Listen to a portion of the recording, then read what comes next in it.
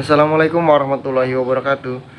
Perkenalkan, nama saya Adi, dan pada kesempatan kali ini, dalam video ini saya akan membahas tentang proses kedatangan bangsa barat menuju Nusantara. Tentunya selain itu, saya juga akan membahas tentang tujuan kedatangan bangsa barat ke Indonesia, penjelajahan samudera yang dilakukan oleh bangsa-bangsa Eropa. Kemudian juga ada teori ataupun 3G, yaitu Gold, Glory, dan Gospel.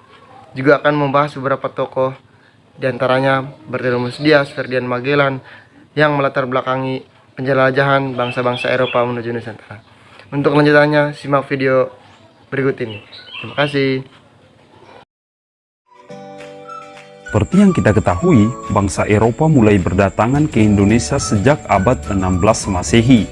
Latar belakang kedatangan mereka adalah karena jatuhnya kota Konstantinopel ke tangan Turki Utsmani yang beragama Islam pada tahun 28 Mei 1453, di mana kerajaan Bizantium ataupun Romawi Timur di bawah kepemimpinan Kaisar Konstantin Paleopogus ini jatuh ke tangan kerajaan Islam di bawah pimpinan Sultan Muhammad II, ataupun nanti yang dikenal dengan nama yang terkenal yaitu Sultan Muhammad Al-Fatih. Konstantinopel merupakan pusat perdagangan yang berhubungan langsung dengan bangsa Eropa. Sudah sejak lama bangsa Turki Utsmani berniat menguasai Konstantinopel. Selain dikenal sebagai pusat perdagangan, Konstantinopel juga merupakan ibu kota Kekaisaran Romawi Timur yang beragama Kristen. Pada tahun 1453, bangsa Turki Utsmani di bawah pemimpinan Sultan Muhammad Al-Fatih mengerahkan armadanya menggempur Konstantinopel untuk menguasainya. Setelah mendapat gempuran secara terus-menerus selama 2 bulan, akhirnya kota itu jatuh ke tangan Turki Utsmani, atau yang kamu kenal sekarang dengan kota Istanbul, Turki. Setelah Konstantinopel berhasil dikuasai, Sultan Muhammad II menyatakan kota itu tertutup bagi bangsa Eropa. Sejak saat itulah, bangsa Eropa mulai berusaha untuk mencari jalan sendiri untuk mendapatkan rempah-rempah. Jadi, pada saat itu, bangsa Eropa belum mengetahui di mana pusat rempah-rempah. Mereka hanya mendapatkan rempah-rempah itu di sekitaran Konstantinopel. Itulah akibatnya sehingga mereka datang ke negara kita mencari rempah-rempah. Setelah memutuskan untuk melakukan pelayaran yang sangat jauh untuk mencari rempah-rempah, mereka merencanakan ataupun mencanangkan 3 tujuan pokok yang dikenal dengan istilah 3G, yaitu yang pertama adalah mencari kekayaan ataupun yang dikenal dengan gold, yang kedua menyebarkan agama Nasrani atau dikenal dengan gospel, dan yang ketiga mencari kejayaan ataupun glory, di mana bangsa Eropa ini juga berkeinginan untuk melanjutkan yang namanya perang salib ataupun crusade pada tahun 1905, sehingga mengadakan penjelajahan samudra itu sendiri. Kita lihat dimulainya pelayaran ataupun penjelajahan samudra yang diawali dengan penjelajahan dari bangsa Spanyol. Bangsa Spanyol sendiri merupakan bangsa yang nantinya membuka untuk jalur-jalur pelayaran internasional. Salah satu tokohnya yang terkenal adalah Christopher Columbus, di mana Columbus adalah seorang anggota marinir yang berasal dari Genoa, Italia. Ia lama tinggal di Spanyol dan mengabdikan dirinya kepada penguasa ataupun kerajaan Spanyol. Beberapa kali ia mengajukan diri mengadakan untuk pelayaran, tetapi selalu ditolak oleh raja. Barulah pada tahun 1492, Ratu Isabella memberikan dia izin. Columbus diberi 3 buah kapal yang dikenal dengan nama Pinta, Nina, dan Santa Maria. Itu adalah kapal yang diberikan kepada Columbus. Akhirnya nanti, pada tahun 1492, Columbus sampai di Kepulauan Kanari sebelah barat Afrika. Disinilah ketika tiba di kepulauan perairan Karibia, ia mengira telah tiba di India. Karena itulah penduduk asli yang ditemuinya disebut dengan nama Indian. Jadi nama Indian, suku asli Amerika, dikira karena telah sampai di India, ternyata beliau sampai di Amerika. Akhirnya nanti dia kembali ke Spanyol dan dianggap sebagai pahlawan. Tokoh yang kedua adalah Magellan dan Delcano. Magellan memulai pelayarannya ditemani seorang kapten laut yang bernama Juan Sebastian Delcano dan seorang sastrawan asal Italia yang bernama Pigafetta. Mereka berlayar menjelajahi samudra. Mereka berlayar ke arah barat daya melintasi samudra Atlantik yang bergelombang besar. Akhirnya mereka tiba di ujung selatan benua Afrika. Dari sana mereka melintasi sebuah selat sempit yang kemudian selat itu dikenal sebagai Selat Magellan ataupun Magellan, lalu memasuki sebuah samudra luas yang airnya sangat tenang.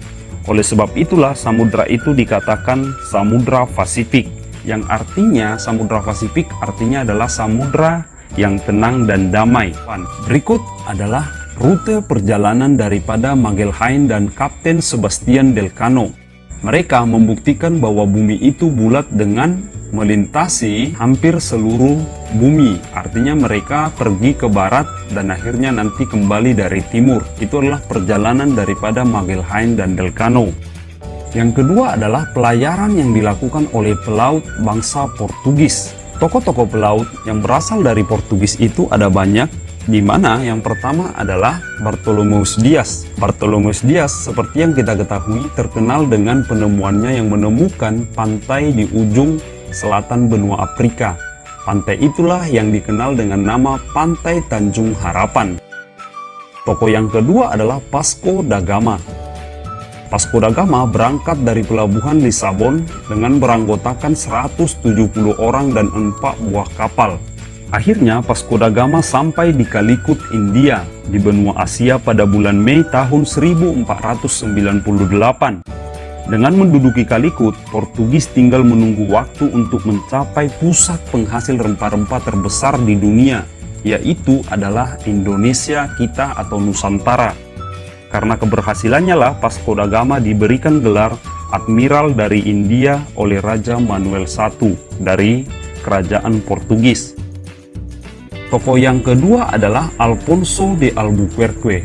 Ingat nama yang satu ini, Alfonso de Albuquerque, tokoh yang berhasil mencapai Indonesia.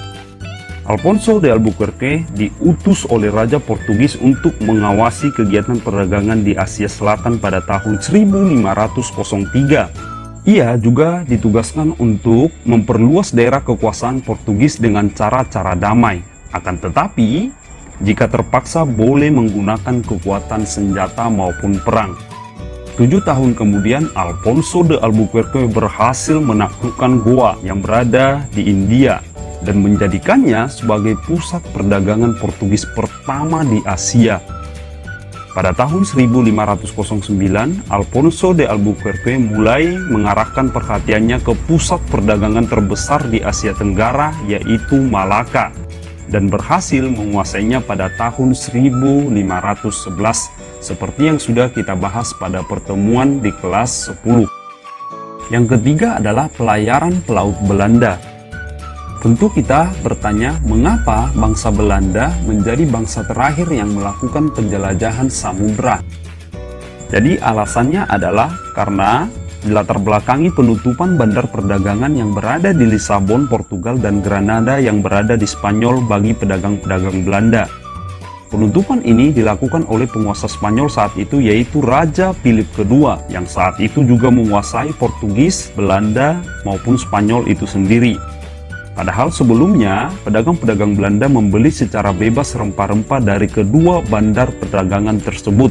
Namun sejak tahun 1568 terjadi perang antara Belanda dan Spanyol. Hal ini dilatar belakangi oleh masyarakat Belanda yang dilarang beralih agama dari Katolik ke Protestan. Larangan itu tentu ditentang oleh masyarakat Belanda. Yang kedua, timbulnya rasa nasionalisme Belanda yang ingin bebas dari penjajahan bangsa Spanyol. Setelah berperang 80 tahun lamanya, Belanda akhirnya berhasil melepaskan diri dari penjajahan bangsa Spanyol. Itulah sebabnya di dalam sejarah Eropa dikenal dengan sebutan Perang 80 tahun, yaitu perang antara Spanyol dengan Belanda. Tokoh-tokoh pelayaran dari pelaut Belanda antara lain adalah, yang pertama adalah Barents yang ditugaskan untuk menjelajahi samudra. Tapi yang terjadi adalah pada saat itu Barents tidak mengetahui arah maupun harus kemana melakukan penjelajahan samudra. Akhirnya beliau berlayar ke kutub utara dan beranggapan bahwa bumi itu bulat, sehingga nanti Barents juga terdampar di kutub utara yang sangat dingin. Pelayaran kedua dilanjutkan oleh ekspedisi De Houtman, di mana De Houtman pelayaran yang terakhir adalah dilakukan oleh pelayaran pelaut yang berasal dari Inggris, di mana Inggris ini dari dulu terkenal dengan penguasa lautan yang luas.